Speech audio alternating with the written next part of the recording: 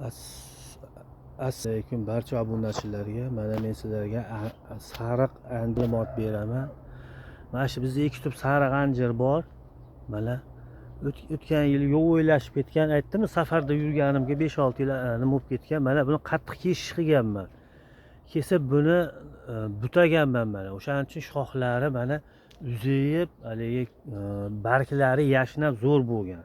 Men tagidan mana shunaqangi qo'yib qo'ydim. Bu yil o'zimiz usul bo'yicha yerga yotkizib boramiz. Yerdan bir yarim metr ko'tarib yotkizib borsak, ikki tomonga. O'sha o'zimiz stil bo'yicha, o'zimizda o'sha nima bo'yicha mana shundan hosil olamiz. Bu ham har bitta bakentaydan bunaqa joydan meva chiqaradi. Mana bakini tiniqligini ko'ryapsizlarmi mana?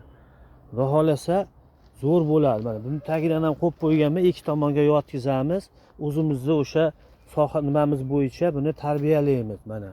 Yonlaridan chiqqan, keyin bu yonidan kesib mana yonlaridan, mo yonlaridan kesib shu bahorda kesamiz. Mana shu yerdan keyin buni yana tarbiyalaymiz, buni yuqorilab olib tashlaymiz. Shu ikki tomonga yotkizamiz. Agar bu tomonga ham yotkizib qo'yamiz, bular shu holatda buni tarbiyalaymiz. Buni tagiga o'sha o'simliklar himoya qilib, shu dorixonalarda xullas dori bor. O'sha 16 nomi o'shanaqa dorilar bor. Bo'lmasa har xil kalsiy har xil dorilardan 2 kilo yoki 3 kilo dori tayyorlab ber desalaring, har xil o'sha nimalardan tayyorlab beradi. Ikki kasani har bir tupdagi bir kasadan ikkita. Buni tagiga bir kasadan ikkita, 4 tani aralashtirib beradi. Misol yo 2 kilo yo 3 kilo ketadi. Bo'lsa bir 60 ming, 70 mingga bormaydi. Chiroyli qilib ko'mib qo'yilsa, bularga foyda bo'ladi, yirikroq bo'lib, o'sha yaxshi bo'ladi. Keyin buni o'sha Vertmek deganmikin dori bor. Hozir olib kelib ko'rsatmadim. Esimdan chiqib qolibdi. O'sha o'rgamchikana boshqasiga shu sochib turilsa, har 20 kunda 15 minutda o'zi bahorda sachish kerak edi. Bir 2 marta mana shu hozirgi paytgacha sochib qo'yilsa, o'sha o'rgamchikanalar tushmaydi. Keyin bu suvni ko'p yaxshi ko'radi. Suvni ko'p sug'arish kerak.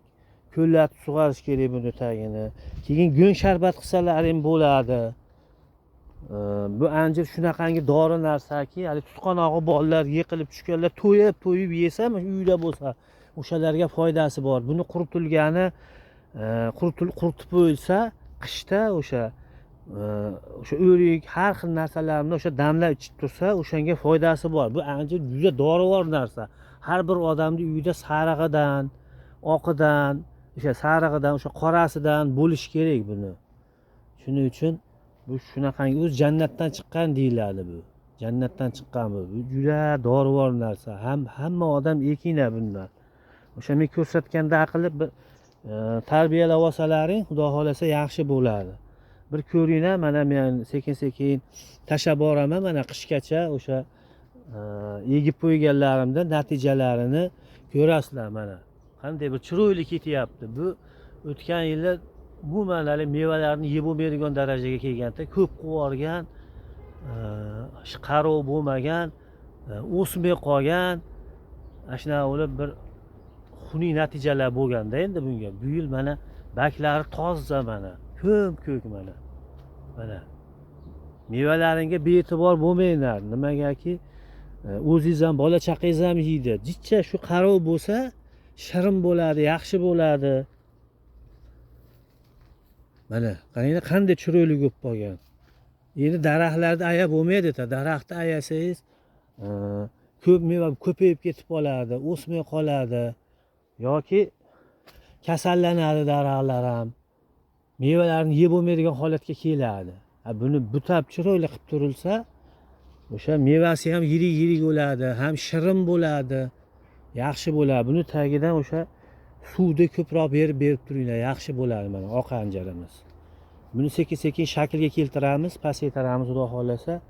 Buni endi bahorda kesganlarimni ko'rsataman va mana egganlarimni ko'rsataman va o'sha boshqa hozirgi egib qo'yganlarimni sizlarga natijalarini olish baklarini ko'rsatib boraman. YouTube'dagi kanalimga ham kiringlar. Bog'dorchilik, ikkita tochka va imkonsiz o'gitlar. Obuna bo'lib qo'yinglar.